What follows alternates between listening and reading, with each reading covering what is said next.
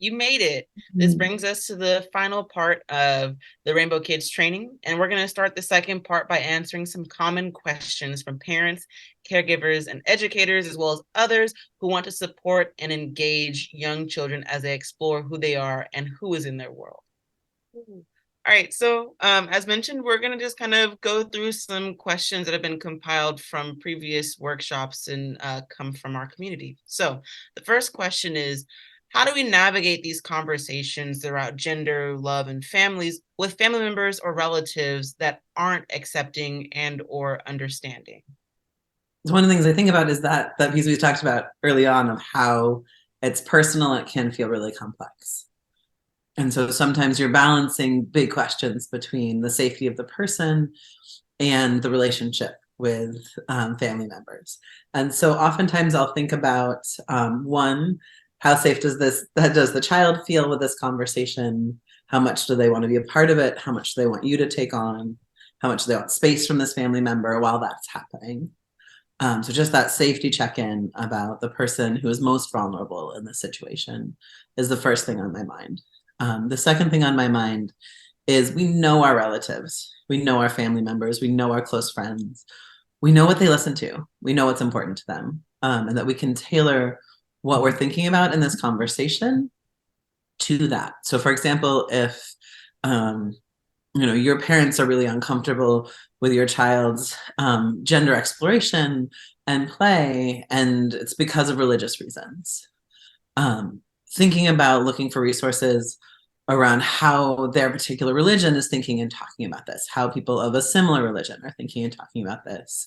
Are there adults who have a similar identity talking about how that identity interacts with their religion? That you can draw from. So just looking for resources that are voices that matter to the relative that has a negative feeling or reluctance. I think there's also this piece where one of the biggest questions I've heard, and particularly from gender spectrum, is to ask those family members who care about the child, who care about the person, to pay attention to when that child's joyful, to see their joy. You can give all of the resources you want on suicidality, and that's important, and that's real, and that's scary, but also like joy is such an important thing to us. So like pictures of how happy your kid is, or you are as yourself, can mean the world to family members who love your child or you. And I think one thing what I love about this question, right, is the complexities of accepting versus understanding. And if we have to take a moment to reflect and maybe ask that relative, like, is this coming from a place of you not accepting, or is you just not understanding, right? The same way that we talk about calling in versus calling out.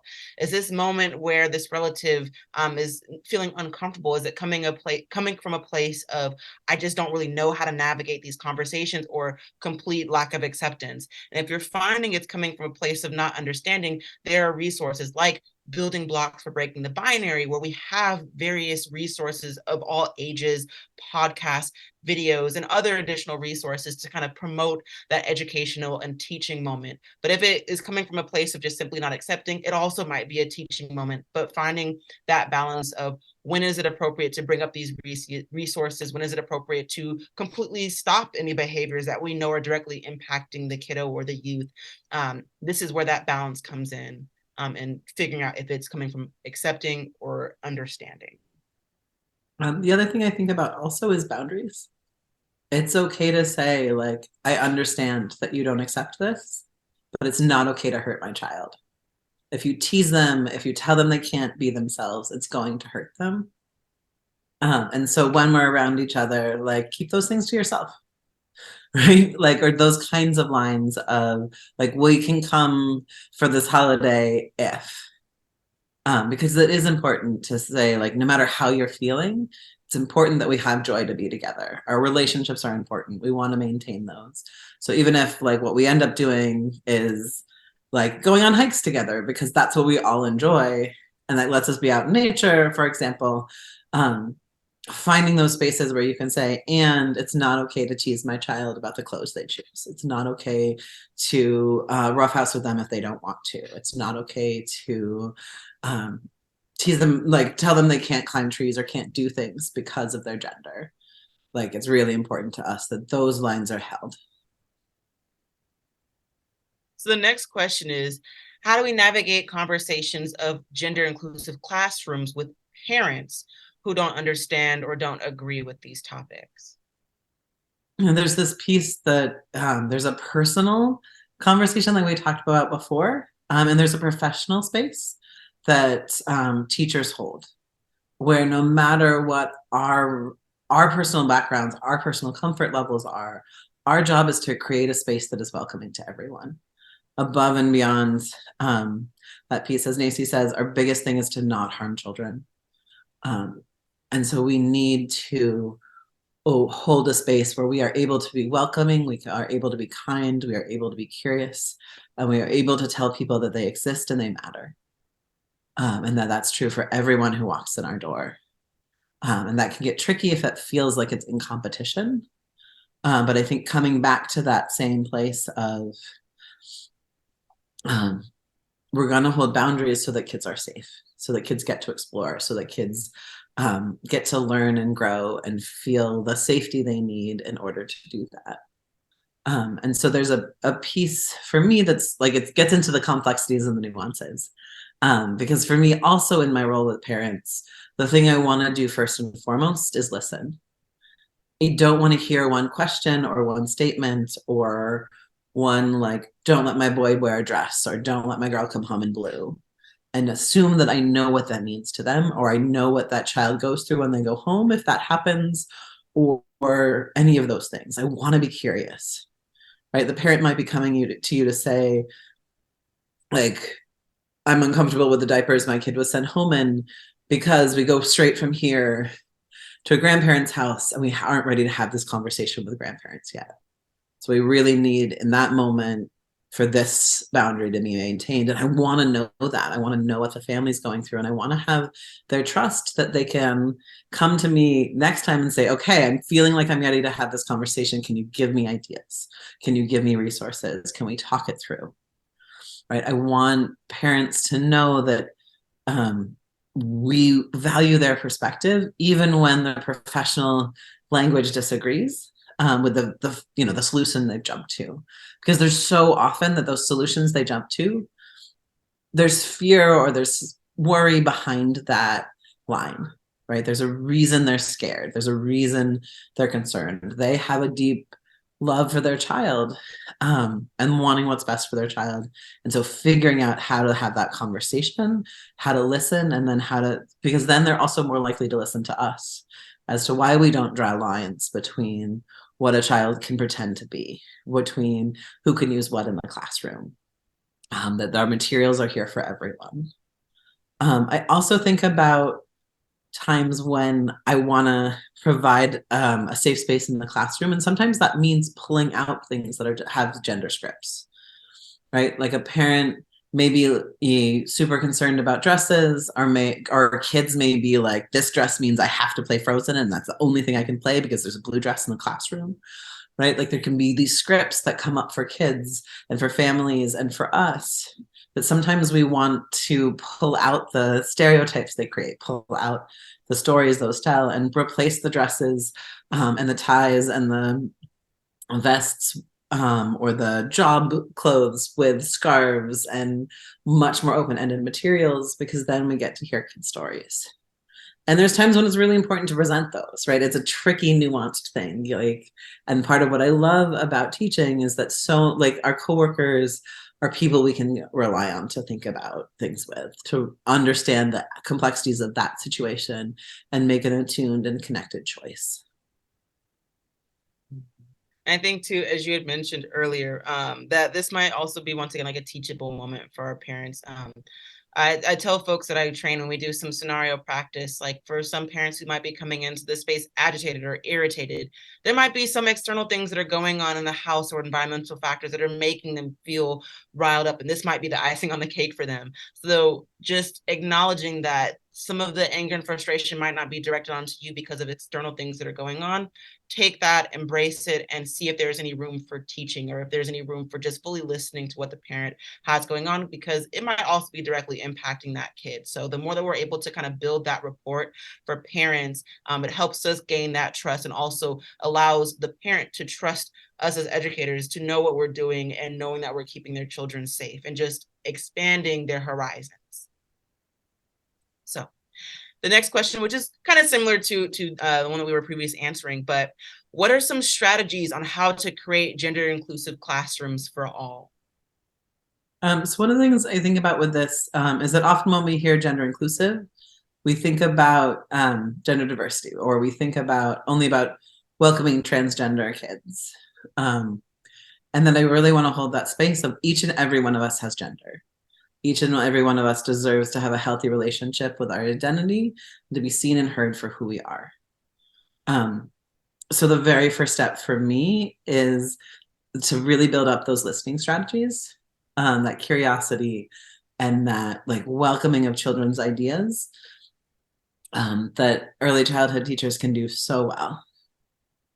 Another piece for me is to create that space where there are moments for conversations, right? We both need to listen, and we need to give kids the vocabulary and information that they need to talk about those things, whether that's this happened and it felt unfair, or like this is a group of people we haven't been talking about or aren't in our general books. We're going to specifically bring in books like True You, where kids talk about their own gender, or when Aiden became a brother, or just books that bring up narratives that we haven't heard in the day-to-day. So that does often mean bringing up gender expansive and transgender experiences to kids so that they have a fuller story of what gender is. And some of it is setting those boundaries, right? Like you get to choose what you want to do. You know who you are. And inviting kids to talk about, to draw about, and to play about who they are as well as who they might want to be.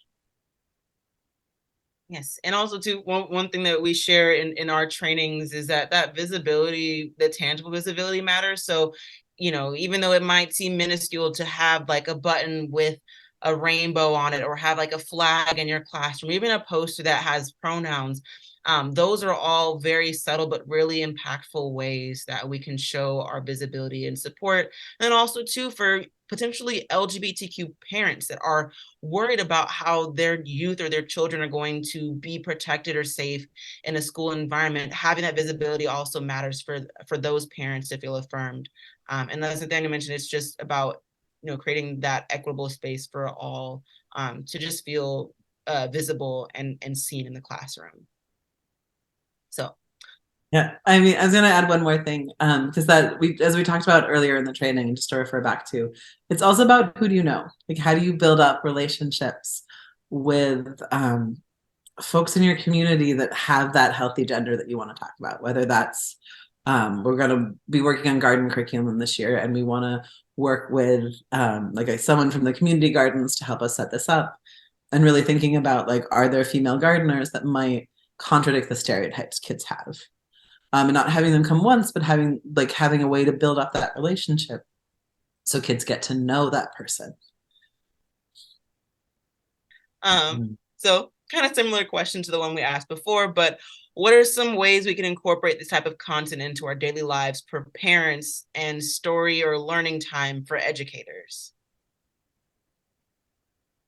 So when I think about this one, I actually think about one of the stories from a recent classroom I was in. I was working with toddlers, and at that point I had long hair, and there was a child who was uncomfortable with me. And I turned on my toddler charm. I assumed it was because came in for breaks, and like that meant their teacher was leaving. I sort of assumed it was like, oh, I wear hats. I do, right? Like there's just things that I was like, I can do all of these things to help make a toddler more comfortable, right? Take off the hat, get down low, back up when they back up, like mirror those things. And then we had a second coworker who also had a masculine presentation with long hair and other things that are coded female.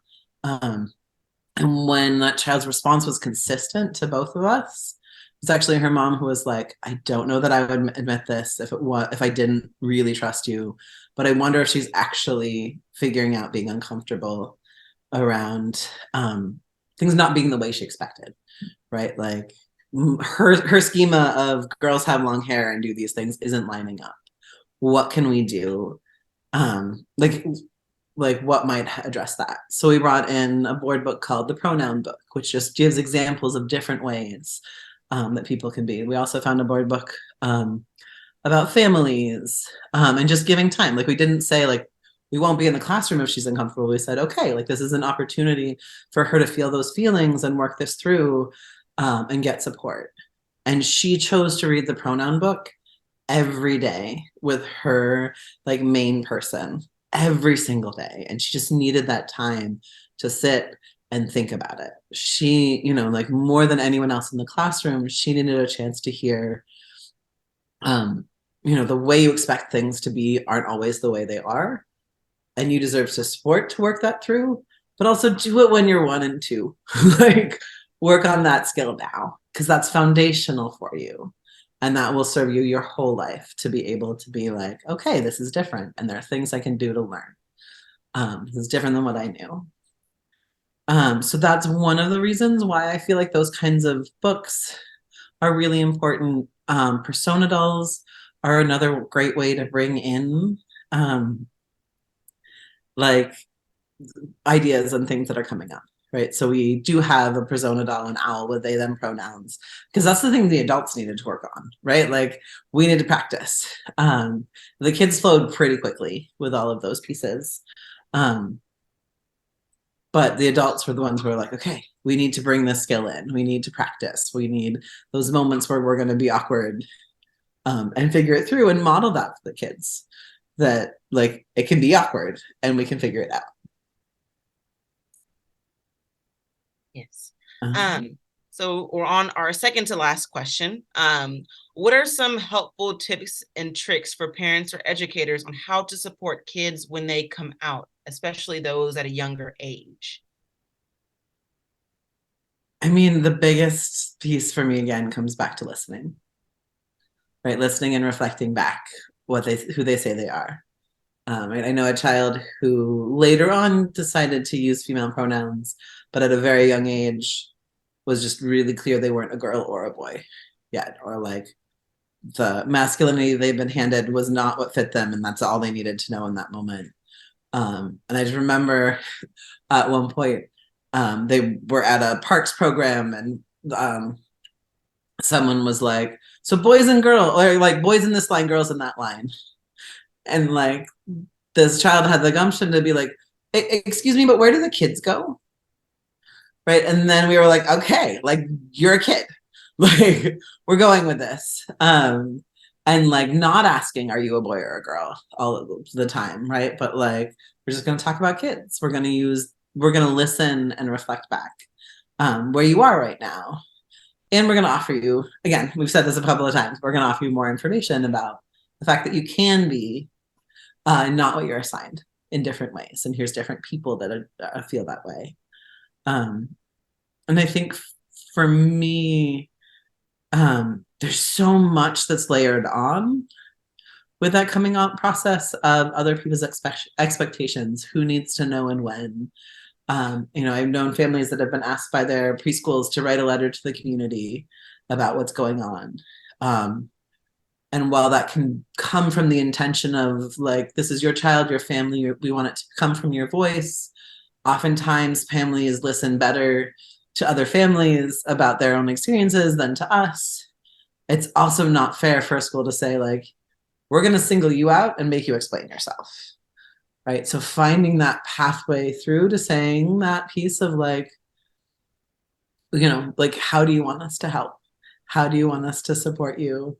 These are some things that we could try. And also telling, like, being in that place to help hold that space of like, they get time, they get to figure this out. I understand that you have questions and that this is new for you. I'm happy to talk with you about in general about gender expansiveness and kids and how kids can understand this, but I'm not going to talk with you about a particular family situation. I don't know if there's more you want to add to, as you say. Yeah, so in our some of our training content, we named that like coming out is not a one-time process. Many folks come out over multiple stages of their life because there really is no timestamp at which we're like finished evolving and shaping ourselves. And even for folks who are cisgender, right, we're always evolving. Even our gender expression, right, we're always, you know, finding different ways to, you know, come out as our most authentic self. And so I invite that conversation of affirming that, you know, when a child or youth comes out to, that is something very, very special.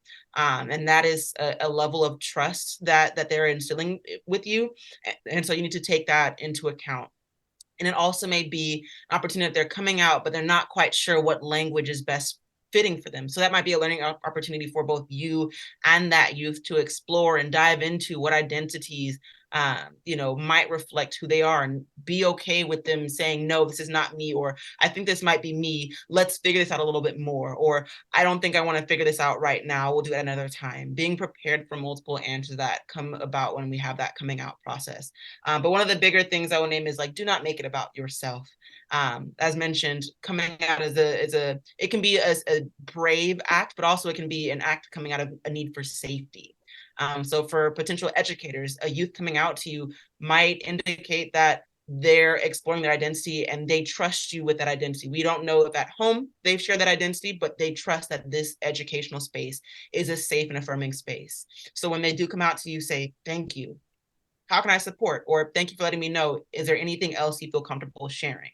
Um, we're seeing a lot of you know, moves being made within California specifically, even though this conference is external to multiple you know, states. We're seeing a lot of issues in California with some school districts naming that if your student comes out as trans, you'll have to out or disclose them to their parent, and that can be very detrimental or, you know, harmful to that youth in their own development or self-disclosure of identity. So my response is to hold when somebody comes out to you as a establishment of trust, as an establishment of I see you as a safety net, and can you support me as I move forward in this journey?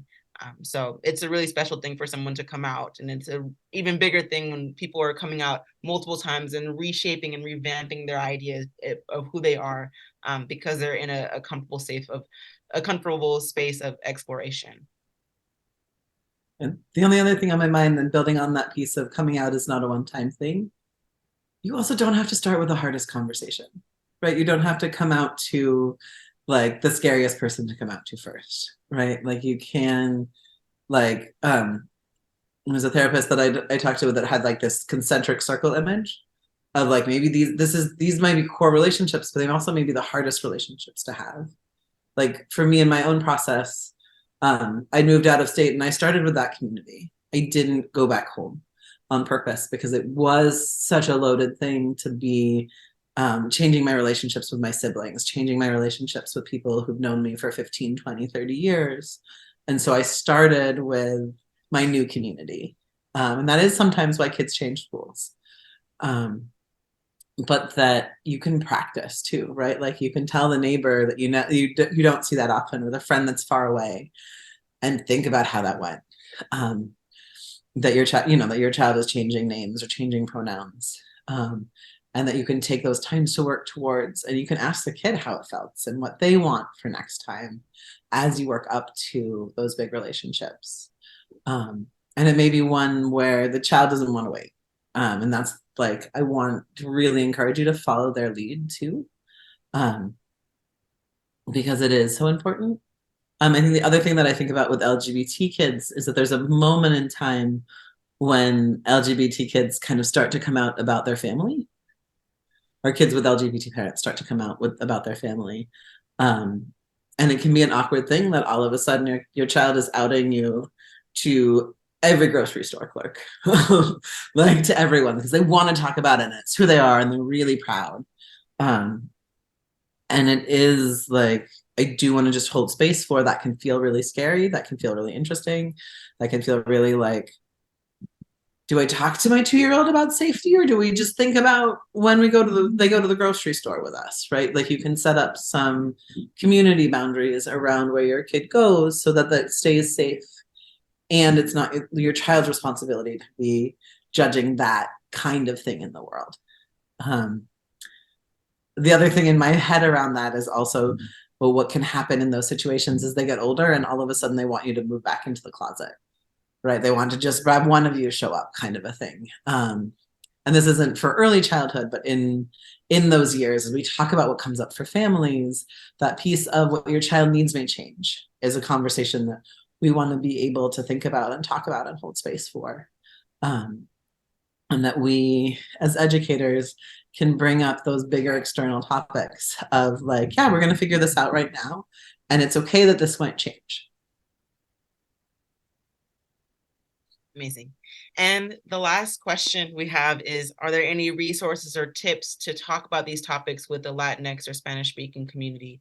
And I can just name real quickly that we are working on building out a Spanish translation version with also ties to the cultural heritage of the Latinx community. Also on the San Mateo County Pride Center website, which is San Mateo County Pride.org. There is a resource called SOGIE, or Sexual Orientation, Gender Identity, and Expression, but we use the SOGIE acronym for short. It's called SOGIE, the ABCs of LGBT. This is a free resource brochure in both English and Spanish that provides both translated versions of sexual orientation, gender identity, sex assigned at birth, those terms there, as well as some really handy tips and tricks on how to navigate adverse reactions about talking about those topics. And on the final page, there's also videos, podcasts, articles, resources, etc., as well as a QR code that will link folks to various English and Spanish speaking or Latinx community related resources and talking about LGBTQ identity. So it's a really lovely resource, but yes, we are building out a Spanish version of this training. The other piece I wanted to add is that HRC has also been working on this topic, and they do have a Latinx Heritage Month where you hear from kids and you hear from community members and what those processes have been. So know that there are resources out there. There are people who I think like within the community for whom this is, right, like this is their lived experience and this is what they have to share. That being LGBTQ plus isn't inherent to any one group, that we are interconnected and we are diverse people. And with that, thank you all so much for sticking around for this component, and we hope you have a lovely rest of the conference. As mentioned throughout this workshop, we mentioned various resources. There is now a QR code here, but real quick, just highlighting some of the resources that we had named. Gender Justice and Early Childhood offers resources and can provide support for children, family, teachers, and communities. And you can reach out via the website. And Nathaniel, if you want to share a little bit more. Yeah, you can find out about the book. There's actually 2 books on there, and reach out to us if you are looking for more support or more connection. Awesome. And then, of course, the Rainbow Kids website has 1-page info sheets around LGBTQ topics. So if you ever need an additional support, those are there. And then lastly, the San Mateo County Pride Center is available. We're located within San Mateo in California, but we do provide virtual peer support groups ranging from an LGBTQ parent group to more tailored LGBTQ folks of color youth groups. We also offer clinical services, case management, and abundance of resources. And of course, you can scan the QR code to find out more information about the various resources shared here, as well as throughout this training.